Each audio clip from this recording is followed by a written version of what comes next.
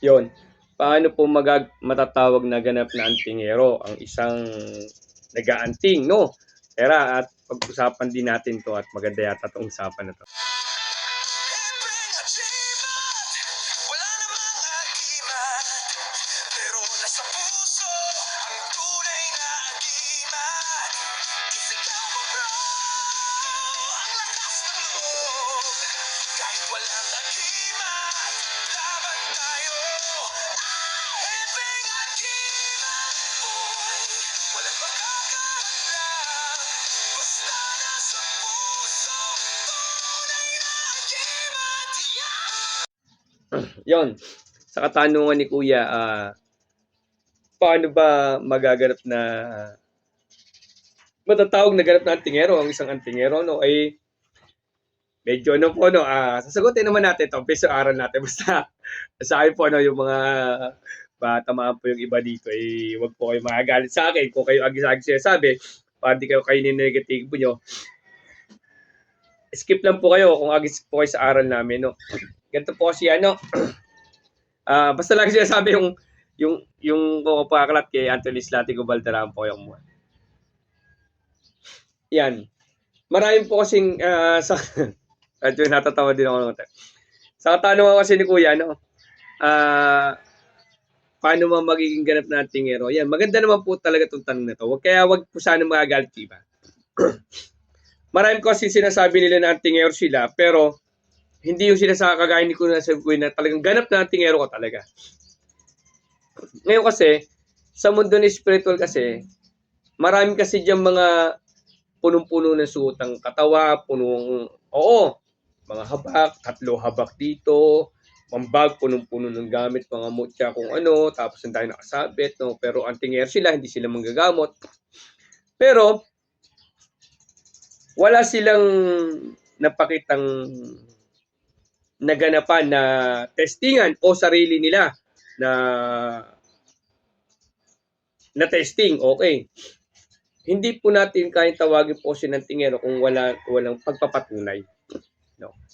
Meron po diyang mga nakilala tayo, marami siya mga gamit, hindi siya masyadong magkakarga pero lagi sila sa mga part ng basbasan, part ng mga aral. Kakarga sila siguro konti lang, hindi ganun ka pa. Pero alam nyo, sa ginagawa nilang everyday na habit nila sa kanilang gamit, no? Yung pagpupunas lang ng langis, okay na. Pagka pinabasbasan mo sa ibang yan. Yung pag-alaga nyo, no? Meron dyan na hindi nagpapatesting ng gamit sa mga testingan pagkamahal na araw na hindi po. Pero, meron silang napatunay na yung ibang tao na binaril talaga sila ng actual. Dahil alaga nila yung mga gamit nila, ba't hindi mo siya matawag na part ng antingero? Kasi nga, inalagaan nila yung gamit nila. At hindi sila nagpapatesting, pero may patunay sila na sila'y binaril. Antingan po yan. Yan. Tingin tsaka gamit kasi, no? Antingero kasi, no? Okay. Antingero siya manggagamit kasi. Ngayon, sa part kasi ng iba, no?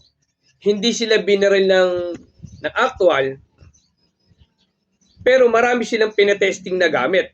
At marami silang binigay na gamit na pumasa sa testingan at binaril ng actual. Like example, ako po, hindi man lang ako nag-upload masyado ng video, pero kita niyo yung feedback ng tao. Meron tayong binahagian, binaril ang sarili, nagsarili. Hindi po pumutok yung baril. Meron tayo sa part ng mga Mindanao at Bisaya, binaril ng 45, hindi pumutok yung baril. Yung isa, 45 tsaka mahaba, hindi rin pumutok po. Meron tayo din mga gamit na binahagi na hindi tinesting sa testingan, hindi pumutok. So, ibig sabihin, nasa part ako ng antingero din. Kasi nga po, yung legit na antingero, kasi nga nakapagpagana tayo ng mga orasyon na ginagamit sa mga antingan ng mga gamit. Pero kung kayo po'y wala po, kahit yung sa aksidente po, pwede po yan. Na-aksidente ka, inaalagaan mo yung gamit mo, na-aksidente ka, sira yung mga sasakyan mo, pero wala kang galos. Yung kasama mong walang agimat na, puro gas-gas. Pero ikaw wala kahit ano. Yung pwede po yon. Hindi po kasi masusubok ang gamit sa matestingan lang ng mga mahal na araw ng bala, no? O binaril ka, yung aksidente kasama po yan.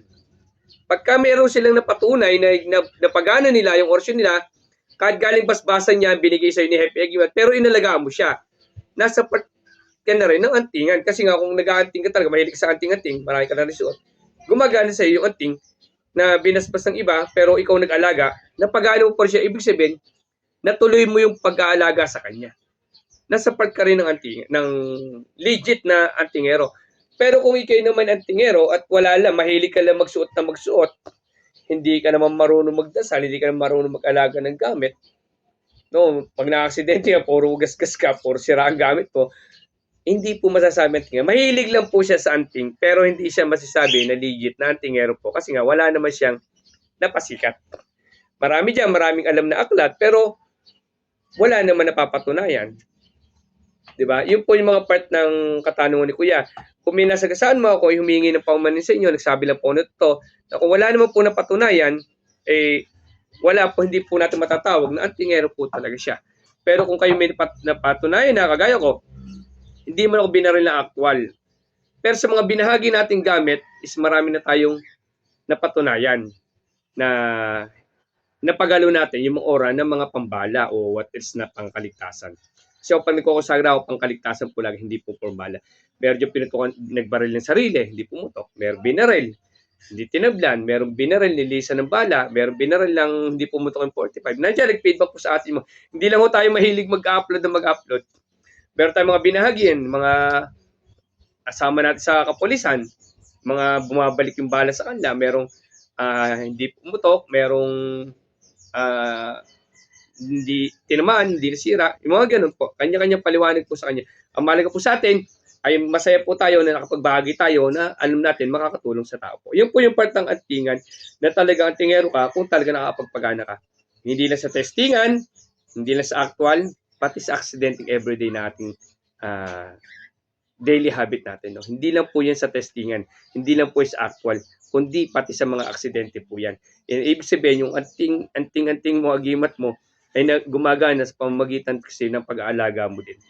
So, yun po nung part na sabi ko, pag sa araw namin, iskip na kayo. Kung kayo tatamahan po, pasensya na po kayo. God bless at more blessing po sa inyo.